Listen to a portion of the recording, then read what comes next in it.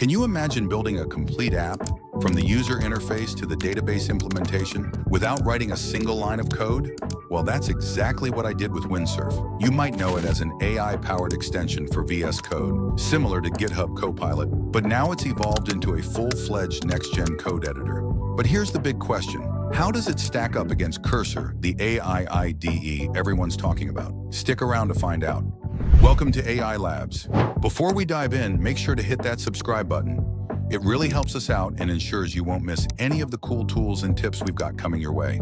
So, heading over to the website, let's explore the features they offer, and I'll also link the website in the description below. I highly recommend watching this video, as it provides a detailed breakdown of everything they've implemented, with specific insights into every feature. Now let's talk about their new feature called Flows. What it does is combine agents and copilots. Agents are fully independent, while copilots work alongside you. Flows merges these concepts. As shown in the diagram, when you give a prompt, it first generates a plan and then works through each step.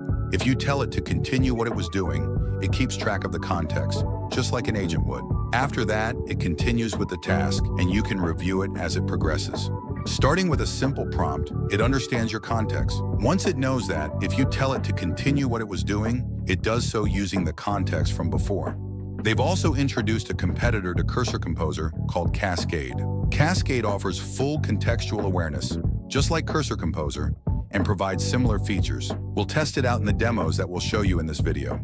Other features they offer include standard tools like inline commands, code lenses, and autocomplete. They also automatically populate your commands into the terminal. While these features are common, the new Flows feature is the standout, and it's really exciting.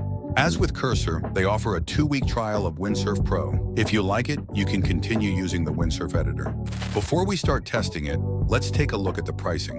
When we compare it to Cursor, the Pro plan here is half the price of Cursor's, which costs around $20. As you can see, Cursor's free trial offers only 200 completions and 50 slow premium requests. Even the Pro plan limits you to 500 fast premium requests. In contrast, Windsurf's free plan offers much more, such as unlimited autocomplete sessions and AI editor chats. Even without using Cascade, the free plan gives you a lot of value. In the Pro plan, you get unlimited access to the Claude and GPT-4 models, while Cursor's AI only gives you 500 requests. Alright, so if you've downloaded and set up the app, you'll be greeted with this. Here, Cascade gives you the option of starting an example project within Cascade, which is their parallel tool to Cursor Composer. We have multiple options here. Let's try the first one, which is to make a playable 2048 app with smooth animations. It will start by creating a new folder. Then, by using the Ctrl+L command, we can open Cascade, and it will begin generating our code. I'm just going to speed this up so you can see the code it generates.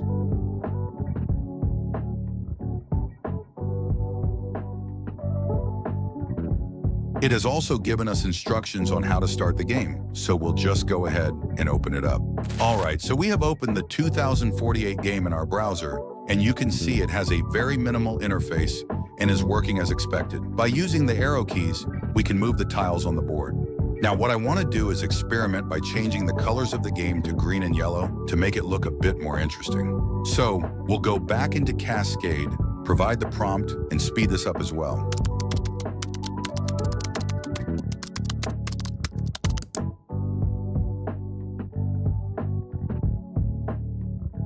Another thing to note is the button labeled Open Diff. If you press this, it will open the code file it has changed and show the edits that have been made, similar to what Cursor Composer does. However, what Cursor Composer does better is that it shows you the changes it's making in real time as it writes the code. That's something I like a little better about Cursor. And the changes are done, so let's go ahead and view them. So, as we can see, it has correctly applied the color changes we requested, and it looks very nice and minimal. Now let's move on to another example. Okay, so we're back in the editor, and we'll open the Cascade sidebar. This time, let's tell it to build splitwise. Just like before, it opens another folder, and by accessing the Cascade bar, it begins building the project.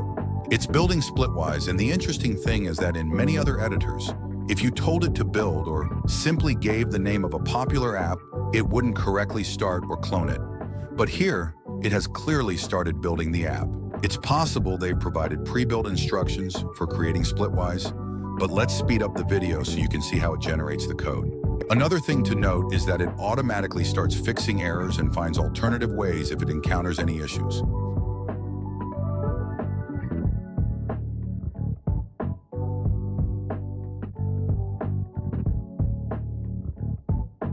Now it's asking me to proceed with the HTML templates, so we'll go ahead and do that.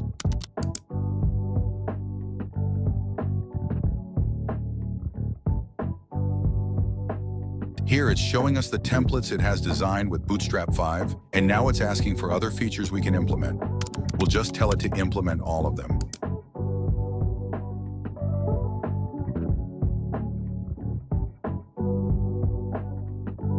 As you can see, it's also implementing the database, which is really cool. I haven't seen that before, where with a single prompt, it implements the entire database as well. All right, so I'll ask how to start the app, and it begins by checking if the app configuration is correct. It gives me the command to run the app, so I'll go ahead and run it to see how it looks. However, we're seeing a not found error, so we'll go back into the app and ask it to fix it. I'm asking if it has created the front end and to troubleshoot if everything is okay. It has identified that it needs to create some front end templates, so it starts working on that. However, once again, it didn't work. So now I'll just paste the error directly in Cascade.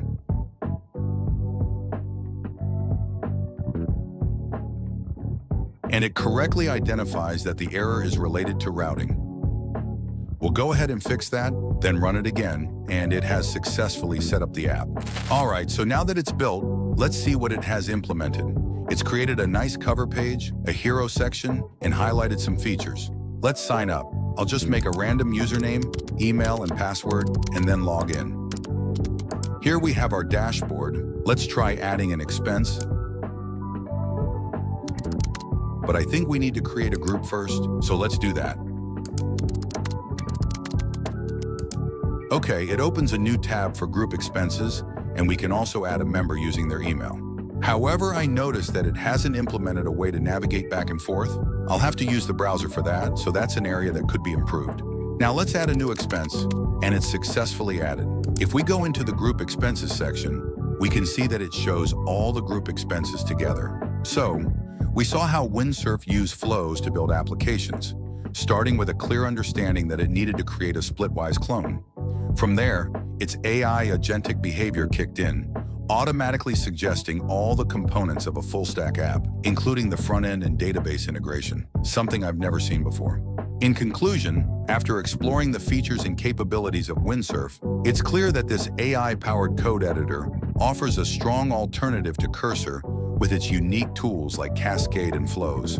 If you're looking for a more efficient, cost-effective coding experience, Windfurf might be the right fit for you. The next step is to try it out yourself. Start with the free plan to explore its features and see how it can streamline your coding workflow. Make sure to check out the links in the description for more info and resources to get started. Well, that wraps it up for today. Thanks for watching, and until next time, keep exploring.